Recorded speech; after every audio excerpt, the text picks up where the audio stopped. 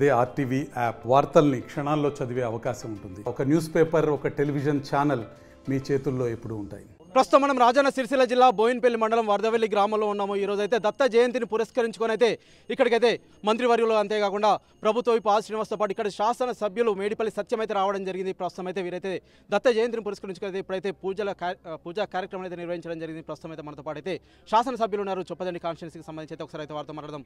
Sir, ముందుగా దత్త జయంతి శుభాకాంక్షలు. ప్రస్తుతం ఎలా అనిపిస్తుంది సార్? ఇక్కడ ప్రతి సంవత్సరం మాదిరిగానే ఈసారి కూడా దత్త జయంతి సందర్భంగా స్వామివారిని దర్శించుకోవడం జరిగింది.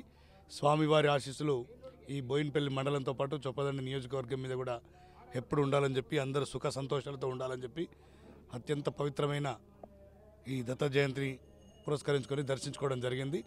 భవిష్యత్తులో ఈ ఆలయ పరిసరాలు రాష్ట్ర ప్రభుత్వం తరఫున అభివృద్ధి చెందించబోతున్నాం. ఇప్పుడే గౌరవ మంత్రి గారి దృష్టికి కూడా తీసుకెళ్ళినాం.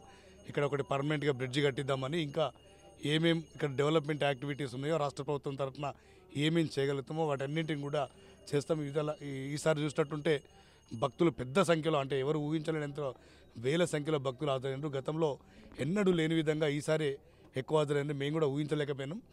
ఇంకా ముందే తెలుసుంటే ఇంకా అదనంగా కూడా ఏర్పాట్లు చేసేవాళ్ళం. వచ్చే సంవత్సరం నుంచి ఏర్పాట్లు కూడా, అంటే పెద్ద బోట్లు పెట్టడం కానీ ఇంకా భక్తులకు ఎలాంటి అసౌకర్యం కాకుండా ఏర్పాట్లు చేసే బాధ్యత మేము తీసుకుంటాం. ఓకే అండి, గతంలో చూసినట్లయితే ఎడారిని తలపించినటువంటి బోయినపల్లి మండలం అయితే ప్రస్తుతం అయితే మధ్యమానేరు జలాశయానికి సంబంధించి అయితే నిండు కుండలా తలపిస్తుంది. ఇక్కడ ఉన్న రైతులు కావచ్చు, ప్రతి ఒక్కరైతే సంతోషాన్ని అయితే వ్యక్తం చేస్తున్నారు. అంతేకాకుండా కొంత మత్స్యకారులు కావచ్చు, ఇతరత్ర సైతం సంతోషాన్ని అయితే వ్యక్తం చేస్తున్నారు. ఎందుకంటే చెరువు నిండుగా ఉంటే ఊరైతే సస్యశ్యామలంగా ఉందంటారు. ప్రస్తుతం అయితే డ్యాంలో నీళ్ళు అయితే పూర్తిగా నిండు కుండలా తలపిస్తుంది. ప్రస్తుతం దీనికి సంబంధించి ఇంకా రైతులు కావచ్చు, అంతేకాకుండా మత్స్యకారులకు సంబంధించి ఏం చెప్తారండి? ఇలా గతంలో ఉన్నటువంటి ప్రభుత్వం మేము కాళేశ్వరం ప్రాజెక్టు ద్వారా నీళ్ళు ఇస్తున్నామని చెప్పింది.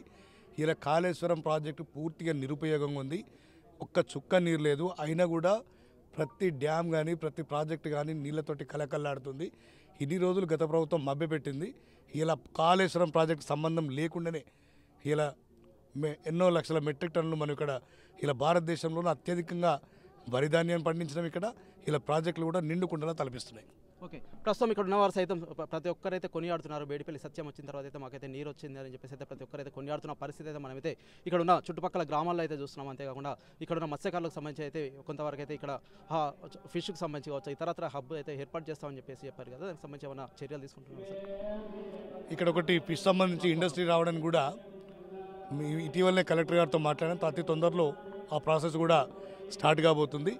ఇలా ముఖ్యంగా గతంలో కాంగ్రెస్ పార్టీ కట్టిన ప్రాజెక్టుల వల్లనే ఇవాళ ప్రతి ప్రాజెక్టు కూడా నిండు కుండలు తలపిస్తుంది. Thank you. ఓకే, ప్రస్తుతం మనమైతే చూస్తున్నాము ఇక్కడికైతే మేడిపల్లి సత్యంతో పాటు రవాణా శాఖ మంత్రులు పొన్నం ప్రభాకర్ అయితే రావడం జరిగింది. ప్రతి ఒక్కరైతే ఇక్కడికైతే దత్త జయంతిని పురస్కరించుకొని అయితే పూజా కైంకర్యాలు అయితే నిర్వహించడం జరిగింది. ప్రస్తుతం అయితే ఇక్కడైతే మధ్యమానేరు జలాశయానికి సంబంధించి అయితే నిండు కుండలు తలపిస్తుంది. ఇక్కడ ఉన్న మత్స్యకారులు కావచ్చు, ఇతరత్ర అయితే మేమైతే ఉపాధి కల్పిస్తామని చెప్పేసి అయితే ఇక్కడ శాసనసభ్యులు మేడిపల్లి సత్యం చెప్తున్న పరిస్థితి మనమైతే చూస్తున్నాం. Over to studio. చొప్పదండి నియోజకవర్గంలోని బోయినపల్లి మండలంలో ఉన్నటువంటి వరదవెల్లి పాత గ్రామంలో శ్రీ దత్తాత్రేయ స్వామి గుడి చాలా చారిత్రాత్మకమైనటువంటి. దీని చుట్టూ మిడిమానేరు నిర్మాణం వల్ల చుట్టూ నీరుండడంతో స్థానిక శాసనసభ్యుడు సత్యం గారి చొరవతోటి కొన్ని బోట్లు ఏర్పాటు చేయడం జరిగింది. కానీ అవి ప్రజలకు సరిపోతలేవు. రాబోయే కాలంలో అక్కడి నుండి గుడికి ఒక బ్రిడ్జ్ నిర్మాణం చేపట్టడానికి అనుమతులు రావడం జరుగుతోంది. తొందరలో మళ్ళీ దత్త జయంతి లోపల ఆ బ్రిడ్జ్ నిర్మాణం చేసేటువంటి సంకల్పం తీసుకుంటా ఉన్నాం. ఒకవేళ నిర్మాణంలో ఇంకా జాప్యం అయినట్టయితే కూడా వచ్చే సంవత్సరం ప్రజలకు ఇబ్బంది లేకుండా బోట్ల సంఖ్య పెంచి ప్రజలకు ఎటువంటి ఇబ్బంది కలగకుండా చూసుకుంటాం. ఆ దత్తాత్రేయుడు చాలా పవర్ఫుల్.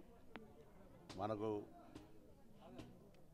కర్ణాటకలో ఉన్నటువంటి గానగాపురంలో దత్తాత్రేయ స్వామి ఎటువంటి పవర్ఫుల్, ఇక్కడ కూడా ఈ దత్తాత్రేయ స్వామికి సంబంధించి చాలా కాలం నుంచి వస్తుంది. ఈ గుట్ట ఇక్కడ సీసీ రోడ్తో సహా ఆనాడు మేము పార్లమెంట్ సభ్యుడిగా ఉన్నప్పుడు కానీ అనేక సందర్భాల్లో ఇక్కడ ఈ దేవాలయ అభివృద్ధికి భగవంతుడు మాతో సేవ చేయించుకుంటా ఉన్నాడు. తప్పకుండా భవిష్యత్తులో నేను కానీ స్థానిక శాసనసభ్యుడు సత్యం గారు కానీ, పక్క వేములవాడ శాసనసభ్యుడు ప్రభుత్వ ఆది శ్రీనివాస్ గారు కానీ, మానకొండూరు శాసనసభ్యులు కవంపల్లి సత్యనారాయణ గారు అందరం కూడా ఈ ప్రాంత నాయకత్వం, స్థానిక నాయకత్వం కలిసి ఈ దేవాలయం ఈ యొక్క దత్తపీఠ వైభవాన్ని నలుదిశలా పోయే విధంగా, ఇంకా ఉత్సవం పెద్దగా జరిగే విధంగా, నిరంతరం కూడా భక్తులు వచ్చే విధంగా ఏర్పాటు చేసే ప్రయత్నం చేస్తాం. ఆ దత్త జయంతి స్వామి ఆశీర్వచనంతో అందరూ సుఖ సంతోషాలతో ఉండాలని భగవంతుని ప్రార్థిస్తాను.